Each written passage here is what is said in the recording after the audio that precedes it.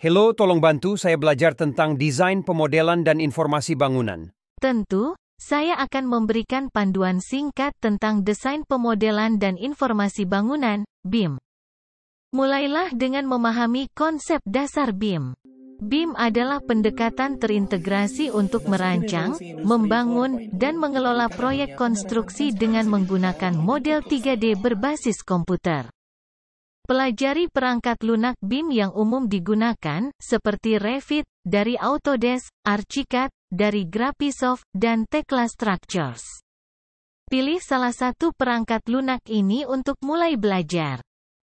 Pelajari cara membuat dan mengedit model 3D menggunakan perangkat lunak BIM.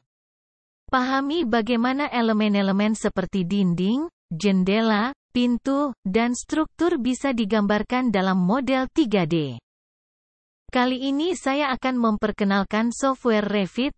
Silahkan disimak penjelasan yang akan saya berikan. Silahkan buka softwarenya dengan cara klik 2 kali pada layar desktop, dan silahkan tunggu sampai muncul aplikasinya.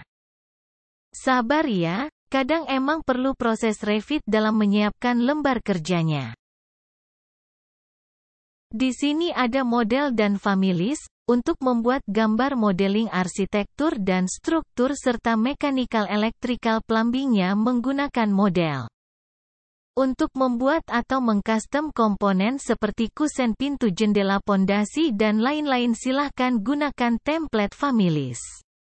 Coba lihat, di sini ada model dengan berbagai template, bisa dibaca sendiri ya. Dan di bawahnya ada families juga dengan berbagai template, seperti pintu jendela dan lain-lain, silahkan dibaca. Iya tuh, ada banyak template families yang bisa kita custom, misal kita mau buat pintu jendela sesuai dengan kaidah gambar teknik, bisa kita buat dengan bantuan template ini. Oke, di sini model ada berbagai template. Kita lanjutkan kalau mau membuat model arsitektur, silahkan klik arsitektural template dan tunggu sebentar sampai siap digunakan.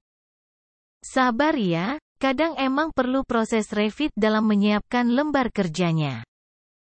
Sabar pemirsa, kalau mau proses cepat, silahkan gunakan komputer dengan spesifikasi yang bagus, bisa custom RAM, VGA, dan SSD agar lebih cepat proses grafisnya. Alhamdulillah sudah siap nih. Oke, ini saya jelaskan di sini adalah lembar kerja kita. Di bagian atas ada menu bar, kemudian ada toolbar yang bisa kita gunakan untuk mempermudah dalam pemodelan. Di sini ada properties yang menjelaskan tentang bahan yang kita gunakan, spesifikasinya, dan ukurannya, serta titik lokasi elevasinya juga ada di sini.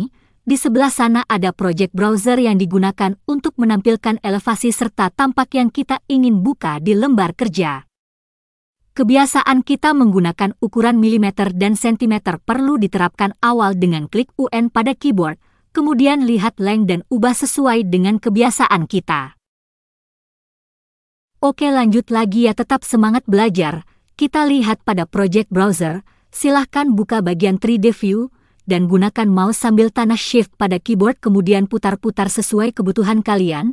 Lihat juga pada bagian kubus dengan tulisan front, back, left, right, itu bisa kita gunakan untuk tampilan isometri dari model yang kita buat. Silahkan sambil dicoba sendiri ya.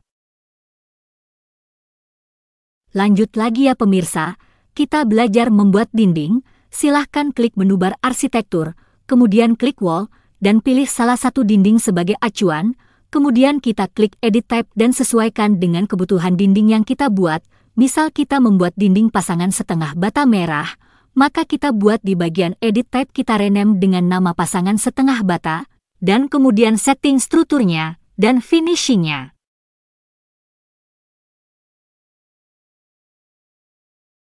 Silahkan setting pada bagian edit, lihatlah bahan-bahan yang ada di situ. Ada finishing, ada struktural. Pada bagian struktural silahkan ganti dengan bahan bata merah, bisa dicari dengan bahasa Inggris ya, bahasa Inggrisnya bata yaitu brick, kemudian enter, dan pilih bata merah, lalu klik OK, lalu setting ketebalannya di bagian thickness. Oh iya, ketebalan bata merah biasanya 11 cm. Kemudian lanjutkan dengan cara yang sama. Kita setting bagian finishingnya dengan plesteran pada kedua sisi, yaitu interior dan eksterior. Klik pada materialnya, kemudian cari dengan nama plaster, pilih dan klik OK.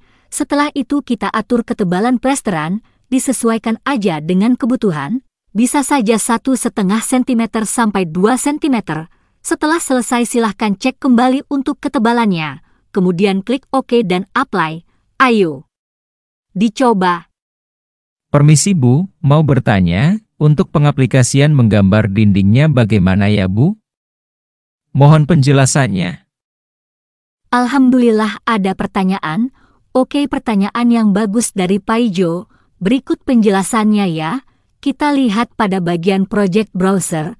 Pada tampilan 3 dimensi kita akan kesulitan untuk menggambar dindingnya. Maka dari itu, buka pada bagian tampilan lantai 1, kemudian klik wall, dan lihat ketinggiannya di atas.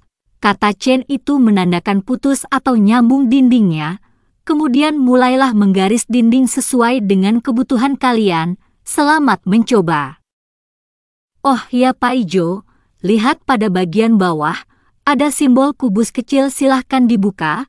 Ada keterangan realistik, shaded, wireframe, hidden line. Kemudian di sampingnya ada keterangan fine, medium, none. Itu adalah toolbar untuk mengatur tampilan di model. Silahkan disesuaikan dengan kebutuhan kalian ya. Kalian bisa sesekali aja memutar model untuk memastikan gambar kalian sudah benar, tapi hal tersebut jangan dilakukan terlalu sering.